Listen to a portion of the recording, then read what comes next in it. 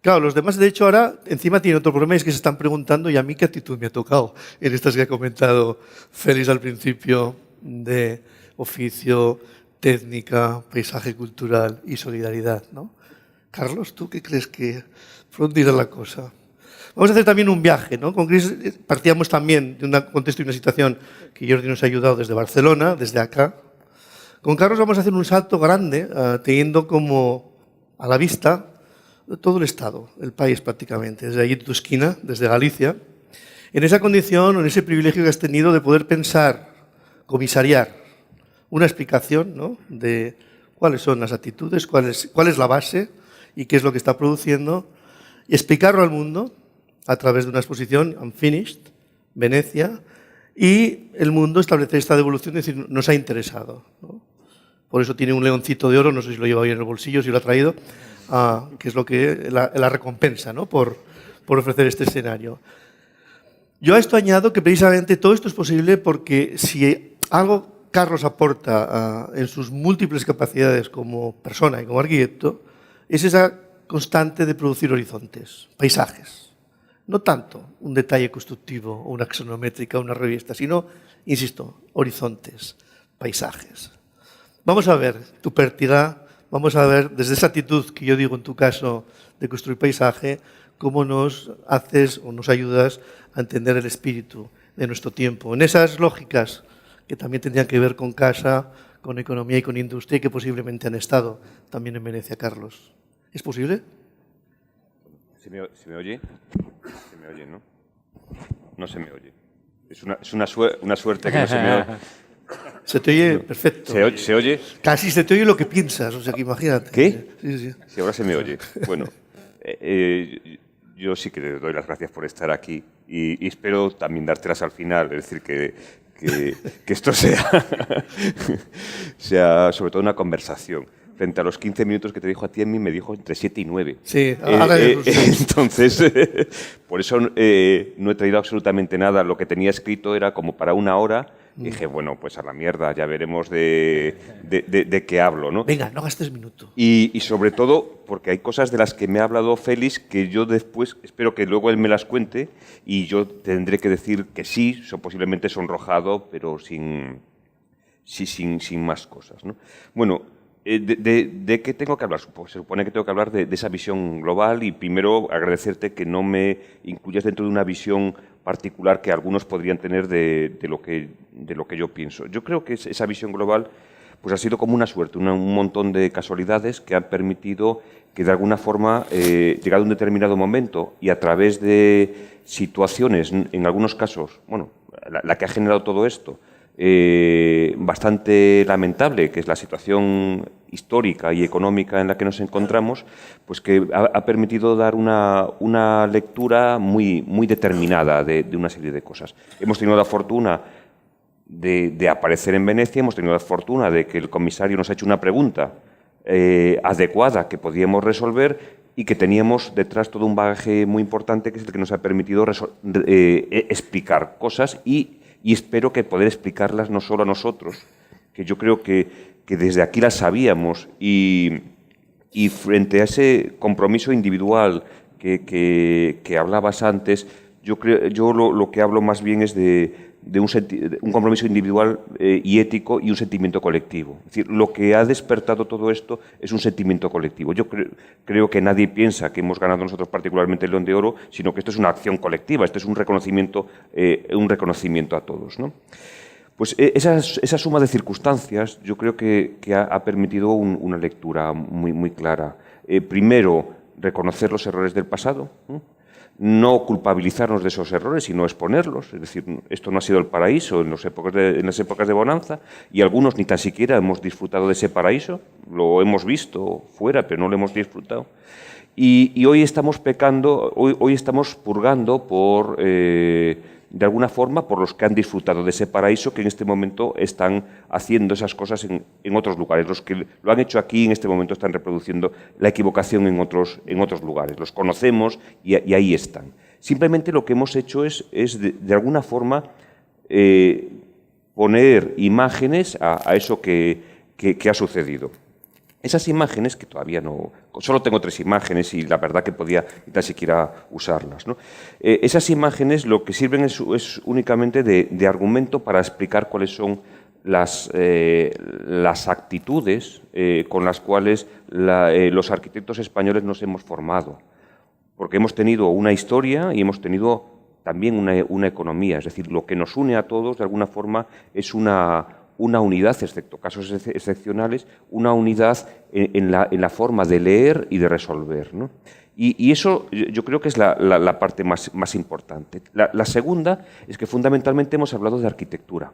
Es decir, yo creo que frente a otras posiciones y frente a otros momentos en los que lo que se festejaba era lo que no correspondía con la arquitectura y casi siempre malinterpretando lo que se estaba mirando, es decir, pues se miraba a otras facetas de una forma sesgada. Nosotros lo que hemos es hablado fundamentalmente de arquitectura.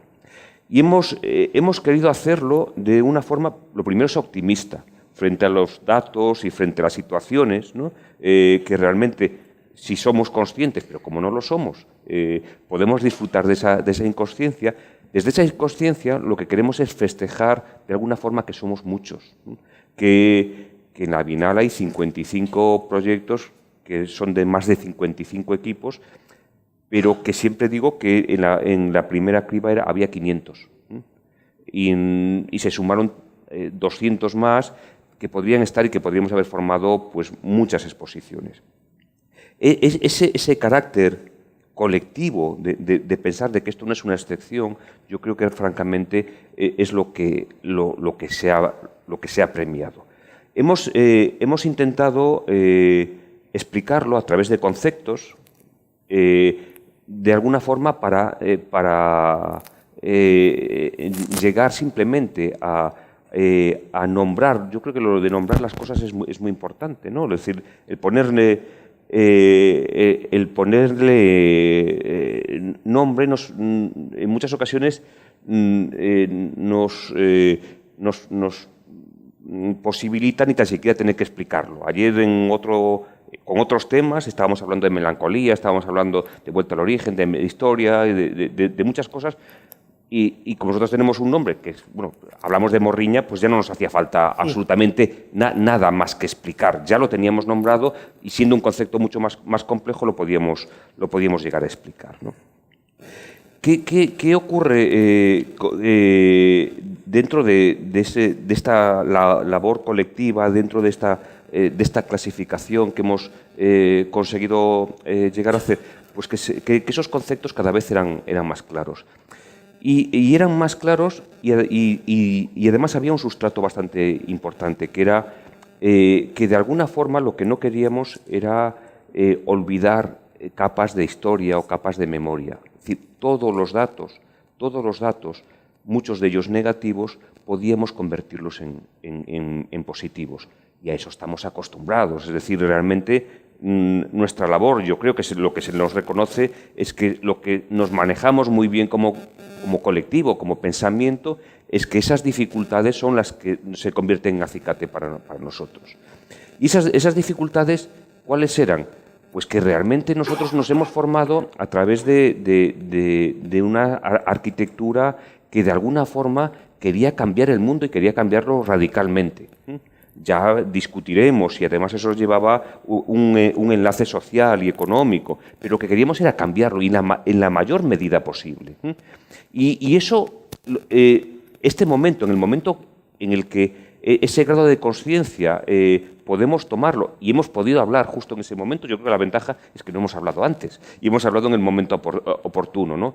En ese momento, lo que hemos contado es que se puede cambiar el mundo, pero no radicalmente, como nos han dicho, sino que se puede cambiar a poquitos, ¿no? Se puede cambiar teniendo muy presente que vivimos en un continente que está prácticamente construido.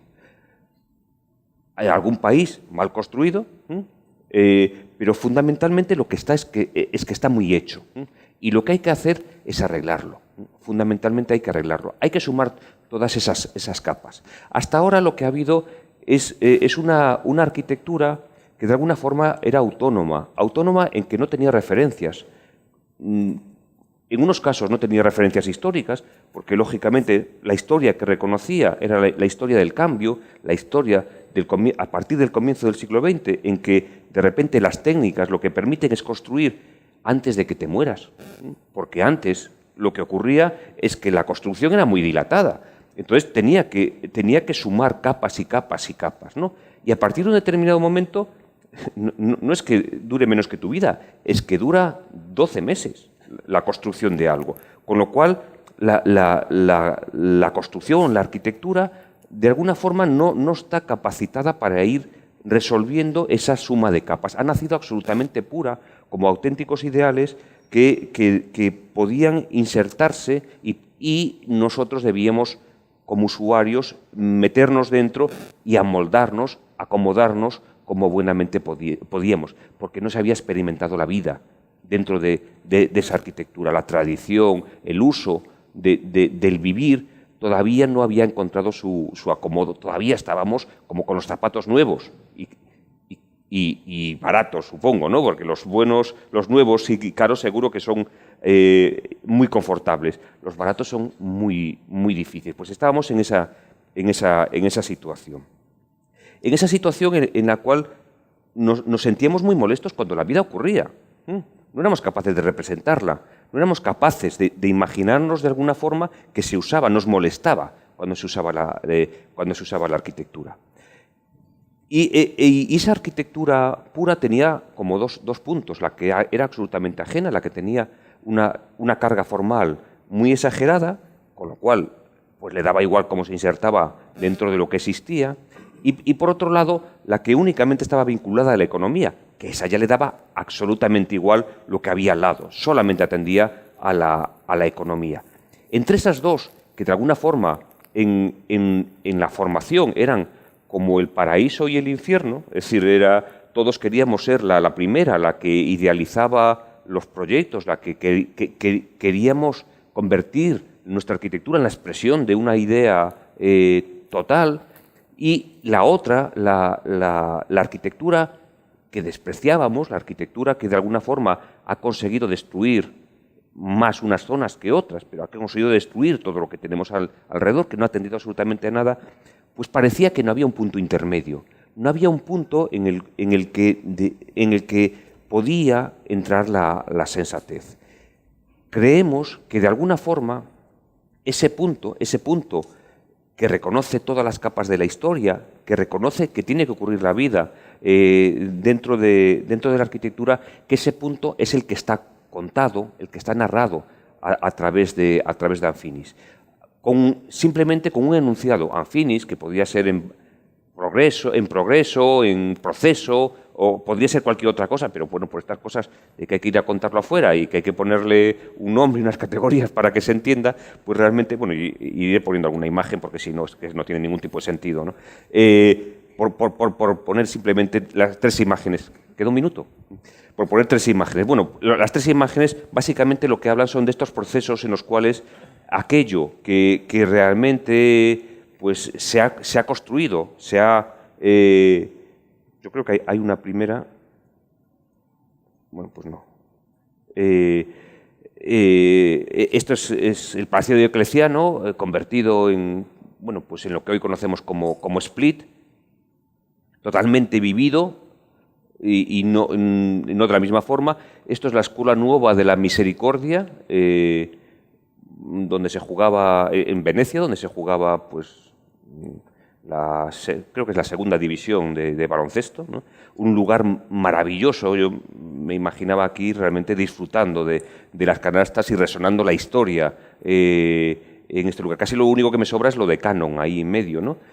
Pues, y este que es a mí me gustaba esto que era como la imagen de lo que queríamos que fuese el pabellón, ¿no? De alguna forma, el poder contar todo por todos lados. De alguna forma, el poder explicar, y realmente pues es que se ha convertido también es decir, si alguien se acerca al pabellón, verá que tiene mucho que ver con esto, ¿no? De alguna forma simplemente es una referencia, pero que queríamos que fuese así, ¿no? Que que uno pudiese entender que lo que hacíamos había que contarlo, había que exhibirlo totalmente. Y por eso esa era yo creo que uno de los aportes. El resto, pues espero que me lo preguntéis y lo iremos hablando, y si no, pues después. Yo, desde luego, lo que te agradezco enormemente, Carlos, es la exactitud en perfilar este horizonte que estaba como pre-anunciando y preconfigurando. No sé si os dais cuenta, pero nos ha parado el tiempo, Carlos, ¿no? No sé si nos has dado más tiempo, pero nos lo has como relajado, nos lo has parado, nos has preparado para ver las cosas por detrás, ¿no? Que al final es lo que supongo que nos ofrecías en ese ir poco a poco de las cosas. Pero ese ratifica, en definitiva, esta actitud que reclamaba, que tiene muy en cuenta el paisaje que termina resultando, lo que el común, incluso, en definitiva.